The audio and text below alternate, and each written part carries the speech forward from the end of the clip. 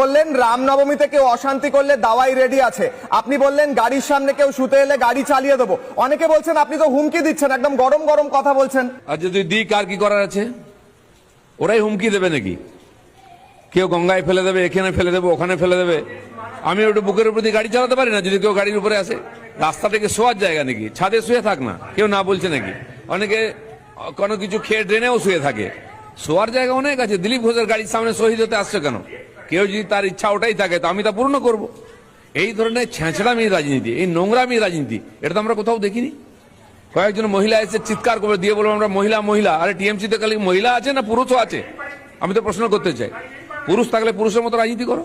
কটা মহিলাকে সামনে করে দেবো? আরে নপুংসকরা তোমরা, লড়াই করার হিম্মত নেই, তাই মহিলাদের সামনে করে দাও। আর মহিলা এরকম মহিলা হয় নাকি যেখানে সেখানে রাস্তায় চিৎকার করবে এসে? কারা এরা? কে এদেরকে রাজনীতিতে নিয়ে এসছে? কেনা যায়, বিক্রি করা যায়। আর মহিলা মহিলা বলে আবার মাইলেজ